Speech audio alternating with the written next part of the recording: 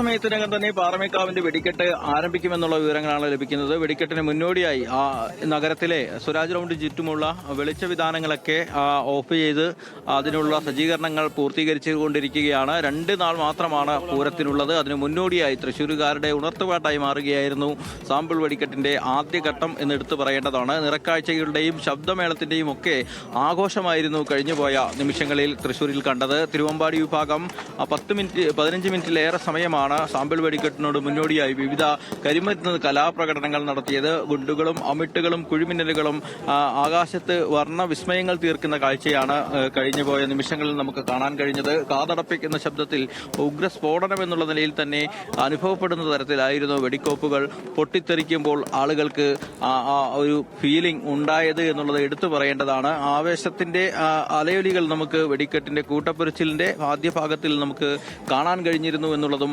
പ്രത്യേകമായി പറയേണ്ടതാണ്. ആയിരക്കണക്കിന് ജനങ്ങളാണ് മണിക്കൂറുകൾക്ക് മുൻപ് തന്നെ ഉച്ചയോടുകൂടി തൃശൂർ നഗരത്തിലേക്ക് എത്തിയതും വെടിക്കെട്ട് കാണുന്നതിനായി വിവിധ സ്ഥലങ്ങളിൽ കെട്ടിടങ്ങളിലുമൊക്കെയായി സ്ഥാനം പിടിച്ചതുമൊക്കെ. അവരൊക്കെ അക്ഷമയോടുകൂടി മണിക്കൂറുകൾ കാത്തിരുന്നത് ആ കാത്തിരിപ്പിനൊരു ഫലമുണ്ടായി എന്ന് പ്രത്യേകമായി ഏറെ അനിശ്ചിതത്വങ്ങൾക്കും പ്രതിസന്ധികൾക്കും ഒടുവിലാണ് തൃശൂർ പൂരം വെടിക്കെട്ട് അനുമതി ലഭിച്ചതും അതോടൊപ്പം തന്നെ സാങ്കേതിക പ്രശ്നങ്ങളൊക്കെ അവസാനിച്ചതും. അതൊക്കെ അത്തരം അനിശ്ചിതത്വങ്ങളൊക്കെ ഉണ്ടായിരുന്നെങ്കിലും അതൊക്കെ ഒരു പരിഹാരം ഈ ആളുകൾ നേരിട്ടെത്തി വെടിക്കെട്ട് കണ്ടതിലൂടെ എല്ലാവർക്കും ലഭിച്ചു എന്നുള്ളത് എടുത്തു പറയേണ്ടതാണ്. ഇനി പാറമേക്കാവിന്റെ മറുപടിയാണ്. സാമ്പിൾ വെടിക്കെട്ടിന് മറുപടിക്കായുള്ള കാത്തിരിപ്പാണ്. അല്പസമയങ്ങൾക്കകം തന്നെ വെടിക്കെട്ട് ആരംഭിക്കും എന്ന് തന്നെയാണ് ദേവസ്വം പ്രതിനിധികൾ നമ്മളെ അറിയിച്ചിട്ടുള്ളത്. ഈ തിരുവമ്പാടി ദേവസ്വത്തിന്റെ വെടിക്കെട്ട് നടക്കുന്നതിനിടെ ഒരു നിസ്സാര അപകടം കൂടി ഉണ്ടായി.